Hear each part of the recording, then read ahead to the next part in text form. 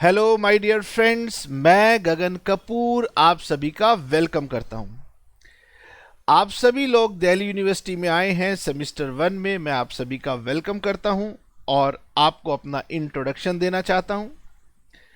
मैंने अपना नाम अभी अभी बताया, गगन कपूर, और मैं दिल्ली यूनिवर्सिटी के स्टूडेंट्स को जो कि कॉमर्स कोर्स करते हैं, बीकॉम ऑनर्स या बीकॉम प्रोग्राम, उन्हें लास्ट 25 ईयर से पढ़ा रहा हूँ।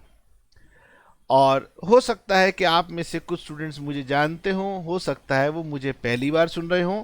तो मैं आज उन्हें सिलेबस बताऊंगा कि हमारा सिलेबस क्या है और हम क्या एक्सपेक्ट करते हैं कि एग्ज़ाम में हमें कौन सा चैप्टर कितने मार्क्स का पूछा जाएगा, एग्ज़ाम का पैटर्न कैसा होगा, और इसी के थ्रू आप अपनी आगे की प्लानिंग कर पाएंगे।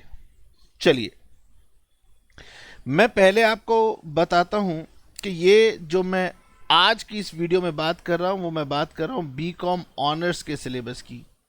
तो बीकॉम प्रोग्राम वाले स्टूडेंट्स अगर होंगे तो उनका सिलेबस थोड़ा सा डिफरेंस हो सकता है। तो आप अगर दिल्ली यूनिवर्सिटी से कर रहे हैं बीकॉम ऑनर्स तो ये आपका सिलेबस है। चाहे आप रेगुलर कॉलेज से कर रहे हों या फिर एसओएल से कर रहे हों या एनसी वेब से कर रहे हों, कहीं से भी कर रहे हो, तो सबका सिलेबस सिमिलर होता है। कुछ बच्चे तो हो सकता है अभी मुझसे पूछेंगे कि सर हम तो रेगुलर कॉलेज में हैं, या आप कौन कौन सी टर्म एनसी वेब वगैरह ले रहे हो। खैर, आगे बढ़ते हैं। सर हमारा सिलेबस, हमारा कंटेंट क्या है, तो मैं आपको बताता हूं कि आपके सिलेबस के लिए उन्होंने 5 यूनिट्स बताए हुए हैं। तो पहले हम आपके साथ बात करते हैं यूनिट नंबर 1 की। यूनिट नंबर 1 हमारा बेसिकली इंट्रोडक्शन पार्ट है, और इसमें जो आप क्लास 11th में बेसिक अकाउंटिंग पढ़ के आए थे, तो एक तरीके से उसकी पहले रिवीजन के टॉपिक्स दिए हुए हैं। यानी कंसेप्चुअल फ्रेमवर्क अकाउंटिंग का बताया जाएगा।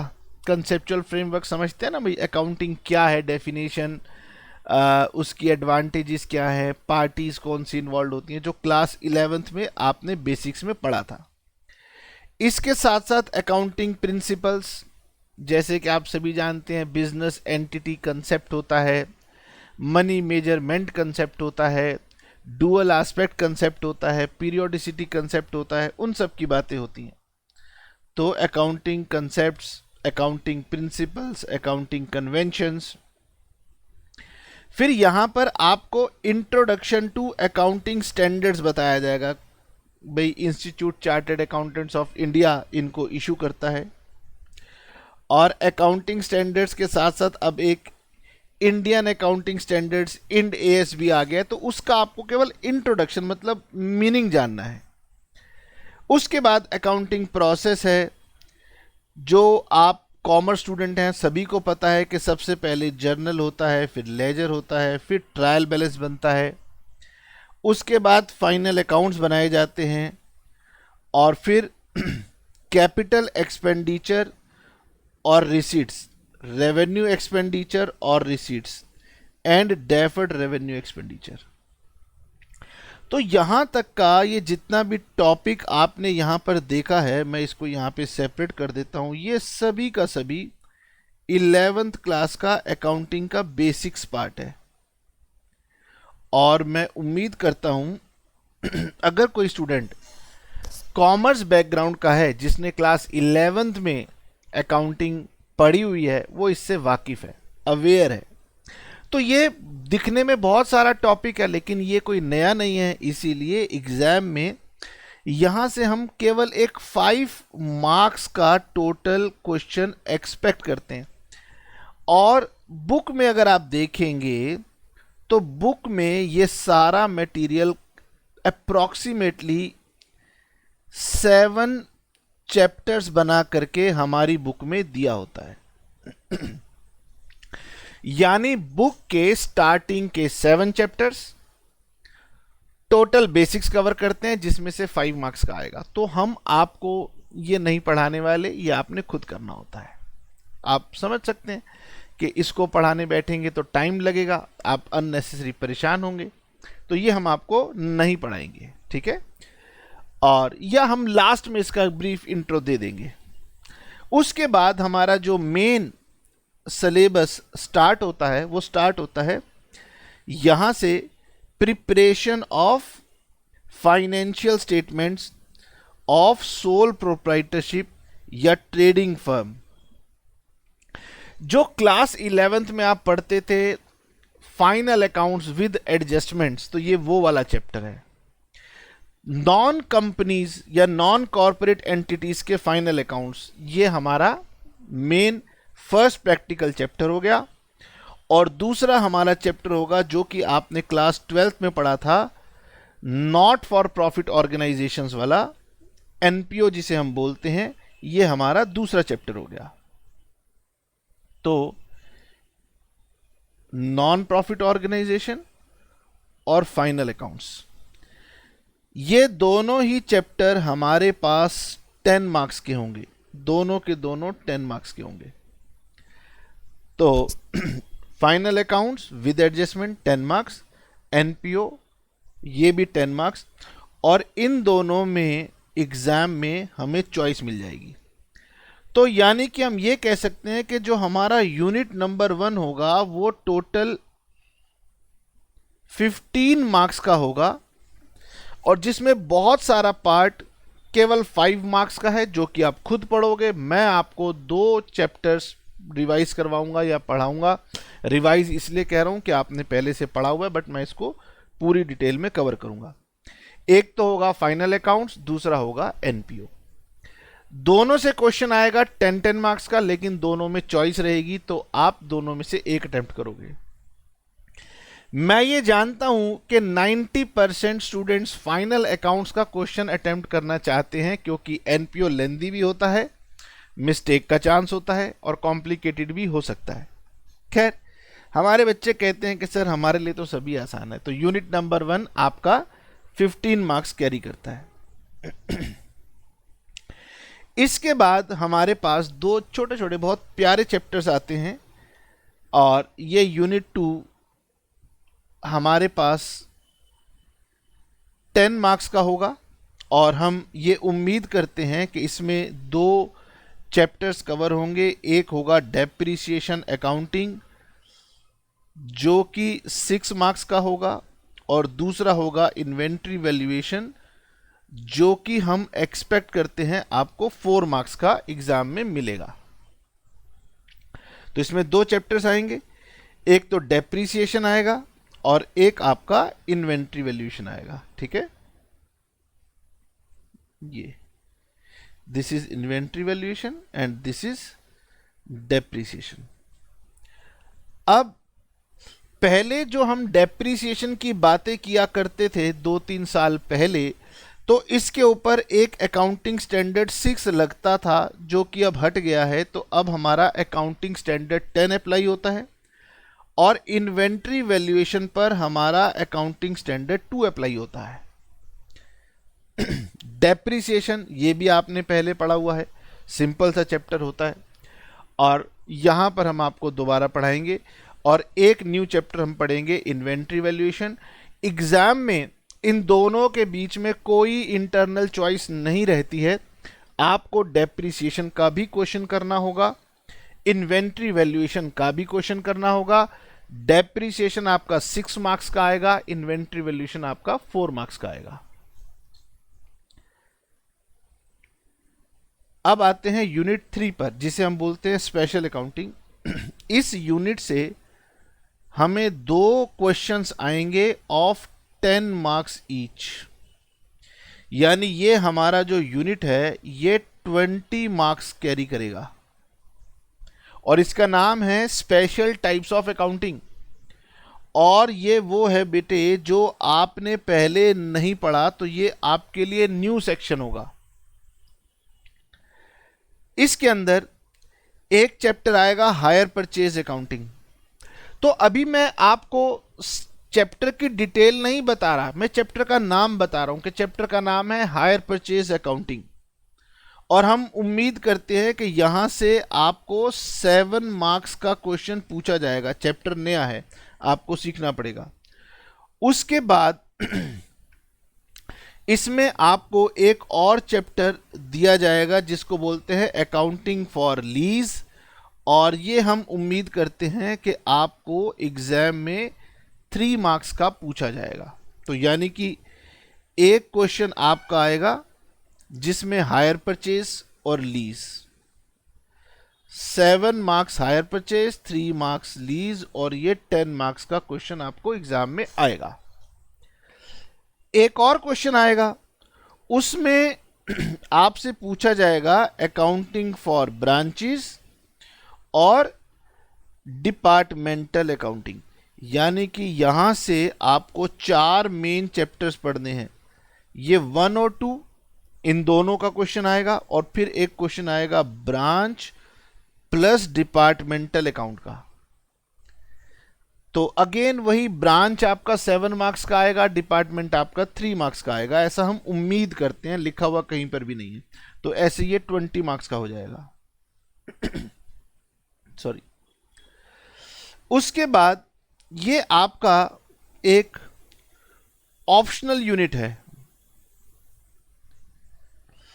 अगर आपने ऑप्ट किया है अकाउंटिंग फॉर पार्टनरशिप फर्म, ये अगर आपने ऑप्ट किया है तो यहां से आपको एक क्वेश्चन आएगा जो कि 10 मार्क्स का होगा।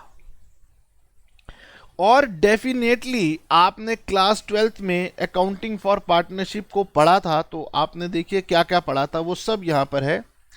आपने पहला चैप्टर फंडामेंटल्स पढ़ा था, एडमिशन ऑफ अ पार्टनर पढ़ा था, रिटायरमेंट ऑफ अ पार्टनर पढ़ा था, डेथ ऑफ अ पार्टनर पढ़ा था। आपको इन सब का एक ओवरव्यू पढ़ना है दोबारा, क्योंकि ये बहुत लेंदी होता है ना, तो बहुत डिटेल में वो कह रहे नहीं पढ़ेंगे, हम केवल ओवरव्यू पढ़ेंगे।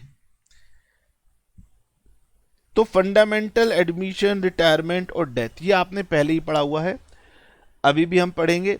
उसके बाद आपने even dissolution of partnership firm class 12th में पढ़ा था, तो ये वही है, परंतु यहां पर कुछ नए एडिशंस होंगे जो कि आपने पहले नहीं पढ़े थे। जैसे कि अगर आप यहां पर देख पा रहे हैं तो यहां लिखा हुआ है इंसॉल्वेंसी ऑफ पार्टनर्स, तो ये आपको नया पढ़ना है।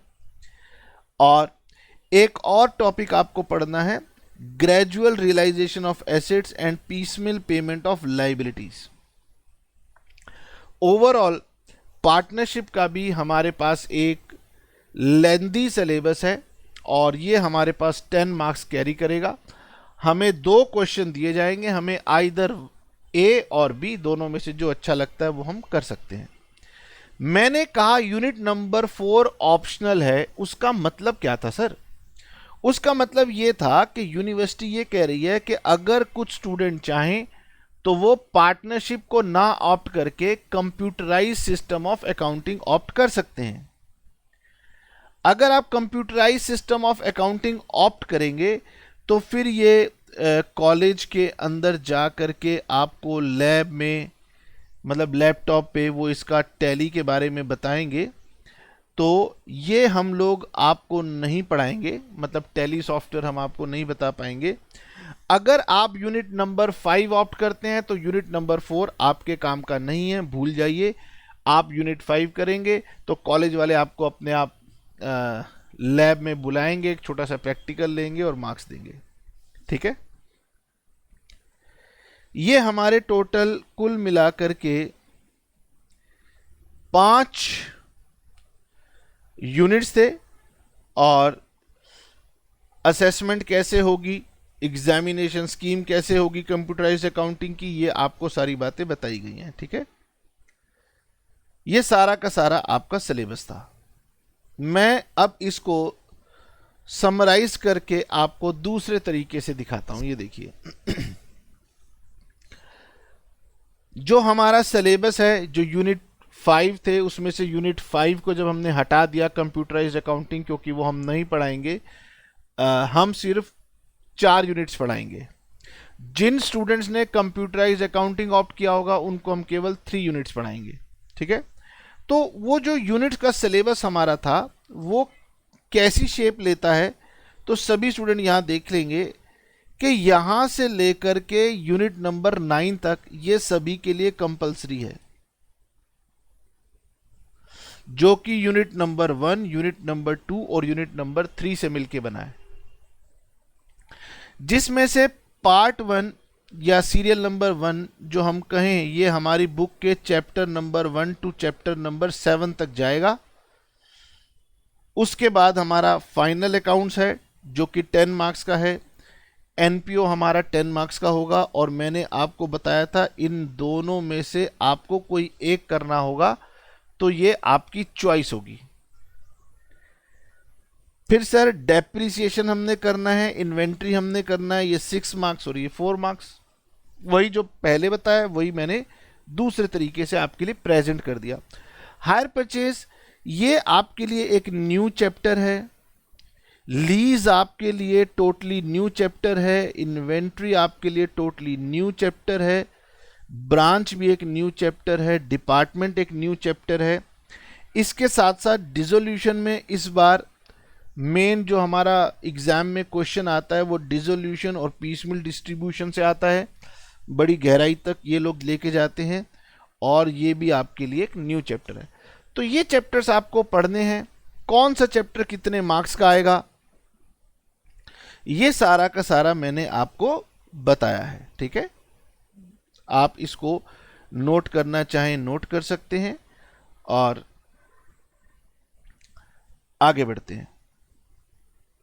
अब सर ये जो आप हमें बता रहे हैं कि ये चैप्टर इतने मार्क्स का आएगा, ये आप कैसे बता रहे हैं? तो मैं आपको सिर्फ अपनी पास्ट ऑब्जर्वेशन के बेसिस पर बता रहा हूं। कोई ऐसे ब्लूप्रिंट्स अवेलेबल नहीं है, कोई ऐसा हार्ड एंड फास्ट रूल नहीं है। ये मेरा अपना पर्सनल एक्सपीरियंस है, जो कि हमने कहां से ऑब्जर्व किया? ये हमने ऑब्जर्व किया based on 2019 examination paper. Sir 2022 के एग्जाम का पैटर्न आप 2019 के बेस पर क्यों बता रहे हो? क्योंकि 2020 अनयूजुअल ईयर था, due to corona exam cancel हो गए थे। फिर उसके बाद 2021 में ओपन बुक एग्जामिनेशन हुआ, वो भी अनयूजुअल था। तो यानी कि जो लास्ट यूजुअल पेपर हमारे पास है वो 2019 का है। तो मैं आपको ये बताने की कोशिश कर रहा हूं, इसके बेसिस पर मैंने ये सारी बात आपको बताई। आपका एग्जाम 55 मार्क्स का होगा, ड्यूरेशन 3 मार्क्स की रहेगी, और मैंने आपको ये सारी बातें बता दी कि यूनिट नंबर 1 to 3 सभी के लिए कंपलसरी है। यूनिट नंबर 4 जो ऑप्ट करेंगे वो एग्जाम में क्वेश्चन लिखेंगे, जो यूनिट नंबर 5 ऑप्ट करेंगे वो इंटरनल असेसमेंट करवाएंगे। हमारे पास कुल मिला के 5 एग्जाम में 5 क्वेश्चंस आएंगे, जिसमें से क्वेश्चन नंबर 1 15 मार्क्स का होगा, और बाकी 4 क्वेश्चन जो होंगे वो 10 मार्क्स ईच के होंगे। आपको इस तरीके का पैटर्न मिलेगा कि चॉइस मिलेगी। तो चॉइस अल्टीमेटली आपको क्वेश्चन नंबर 1 में एक तो थ्योरी में मिल जाएगी, और एक आपको फाइनल अकाउंट्स और एनपीओ में चॉइस मिलेगी। यानी कि आप ये कह सकते हैं कि सर अगर मैंने फाइनल अकाउंट्स कर लिया तो मैं एनपीओ को छोड़ सकता हूं, या अगर मैंने एनपीओ पढ़ लिया तो मैं फाइनल अकाउंट छोड़ सकता हूं। तो अगेन बता दूं कि ये ऑब्जर्वेशन है, कोई ऐसा हार्ड एंड फास्ट रूल नहीं है। आपको सभी कुछ पढ़ना होगा, कुछ भी छोड़ने का ऑप्शन ऑनर्स में तो नहीं है। उसके बाद सर डेप्रिसिएशन आएगा। हमने पहले ही बता दिया कि हमारा ये एक्सपीरियंस कह रहा है कि यहाँ से आपको 6 मार्क क्वेश्चन आएगा, इन्वेंट्री से आपको 4 मार्क्स क्वेश्चन आएगा। तो आपके पास ऐसे चॉइस रहेगी, या तो आप ए और बी ऐसे कर लीजिए, या ए और बी ऐसे कर लीजिए। ठीक है, तो डेप्रिसिएशन का भी क्वेश्चन डेफिनेटली आएगा ही आएगा, और आपको पढ़ना पड़ेगा। सिंपल चैप्टर होता है, इन्वेंट्री पढ़ना पड़ेगा।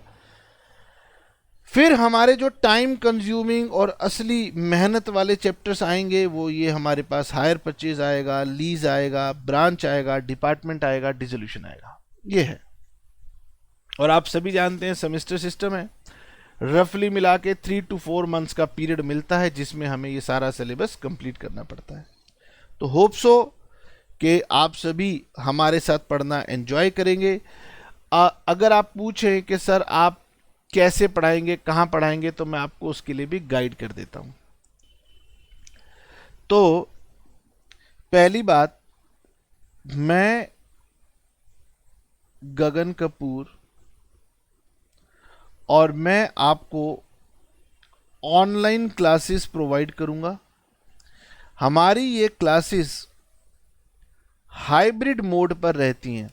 हाइब्रिड मोड का मतलब होता है कि हमारा जो मेन जो हम आपको सिलेबस पढ़ाते हैं वो हम पढ़ाते हैं with the help of recorded classes, यानी हम प्री रिकॉर्डेड क्लास बना करके आपको देते हैं जिसको आप सुनेंगे, प्लस इसके साथ साथ हम आपकी कुछ लाइव क्लासेस भी लेंगे। इसको बोलते हैं हाइब्रिड मोड या ब्लेंडेड मोड। मतलब अगर आप सोचेंगे कि सर हम तो ऑफलाइन पढ़ना चाहते हैं तो आपका सिलेबस किसी भी सेमेस्टर में पूरा नहीं हो पाएगा। केवल एक सेमेस्टर 1 है जहां पर यूनिवर्सिटी सिलेबस थोड़ा सा कंट्रोल कर देती है। सेमेस्टर 2 में 3 में सिलेबस और ज़्यादा बढ़ता जाता है। तो अगर आप सोच रहे हैं कि मैं लाइव क्लास के थ्रू पढ़ पाऊंगा तो सिलेबस कभी भी पूरे नहीं हो पाएंगे। अच्छा सर, हमें ये क्लासेस, रिकॉर्डेड क्लासेस या लाइव क्लासेस कहाँ से मिलेंगी? तो ये इसके लिए आप हमारी वेबसाइट पे जाते हैं जो कि है gagankapurclasses.com। यहाँ पर जाकर के आप फ्री ट्रायल एक्सेस कर सकते हैं। फ्री ट्रायल अगर एक्सेस करने में कोई प्रॉब्लम आए तो आप हमें कांटेक्ट कर सकते हैं। हमारा कांटेक्ट नंबर है 9811595823। वहाँ पर आपको वीडियो मिल जाएगा कि कैसे आपको ट्रायल लेना है। और हमारी जो फ़ी है एज ऑफ नाउ, जो हमारी फ़ी चल रही है वो हमारी 5000 रुपीज़ ईच पेपर हमारी लगभग फ़ी रहती है। ईच पेपर से मेरा मतलब हमारी ये फ़ी फाइनेंशियल अकाउंटिंग पेपर के लिए होगी। और ये सेमेस्टर की फ़ी रहती है, इस पर मंथ फ़ी नहीं रहती है। मतलब हर मंथ नहीं देना है, वन टाइम देना होता है। सेमेस्टर 1 की फ़ी है। सेमेस्टर 2 में जब आप कॉर्पोरेट अकाउंटिंग पढ़ेंगे तो उसकी फ़ी आप दोबारा देंगे। हमारा जो भी मटेरियल आपको मिलेगा वो आपको हमारी वेबसाइट के थ्रू मिलेगा। वेबसाइट मैंने आपको बता दी है, धीरे धीरे आप सीख जाएंगे कि वेबसाइट को कैसे एक्सेस करना है। एक और इम्पॉर्टेंट बात आपको हमें बतानी है वो ये कि सर आप बुक कौन सी यूज़ करने वाले हैं। ठीक है, बुक कौन सी यूज़ करने वाले हैं? तो बेटे हमारे पास अगर हम बुक की बात करें तो हमारे पास दो बहुत पॉपुलर बुक्स हैं। एक तो बुक है डॉक्टर जे.आर. मोंगा और दूसरी बुक है डॉक्टर भूषण कुमार गोयल, B.K. गोयल। कुछ स्टूडेंट्स क्लास 12th में ना D.K. गोयल पढ़ते हैं। ये D.K. गोयल नहीं है, ये भूषण कुमार गोयल है, B.K. गोयल है। दोनों बहुत ही अच्छी बुक हैं। हम लोग पर्टिकुलरली फॉलो करेंगे जे.आर. मोंगा बुक। अगर आपके कॉलेज में भूषण कुमार गोयल बुक लगी है और आपने इसे परचेज कर लिया है तो फिर आपको जे.आर. मोंगा की बुक परचेज करने की ज़रूरत नहीं है। लेकिन हम तो सर जे.आर. मोंगा से पढ़ने वाले हैं तो फिर हमें कैसा होगा? तो बेटे आपको ज़्यादा दिक्कत नहीं आएगी। अगर आप कंसेप्ट समझ जाएंगे तो फिर आपको बुक से कोई फ़र्क नहीं पड़ता। आप भूषण कुमार गोयल की बुक के क्वेश्चन बना लीजिएगा। सब क्वेश्चन दोनों बुक्स के 80 to 90% सिमिलर रहते हैं और आपको कोई भी परेशानी नहीं होगी। ठीक है, तो चलिए कोर्स में आपके साथ मुलाकात दोबारा होगी। अगर हमें मौका मिला तो हम पूरी कोशिश करेंगे कि हम आपके लिए ये सब्जेक्ट और आने वाले सभी सेमेस्टर्स के प्रैक्टिकल सब्जेक्ट जो कि मैं पढ़ाता हूँ आपके लिए इजी करने की कोशिश करूँगा। Thank you, tata, bye bye, see you.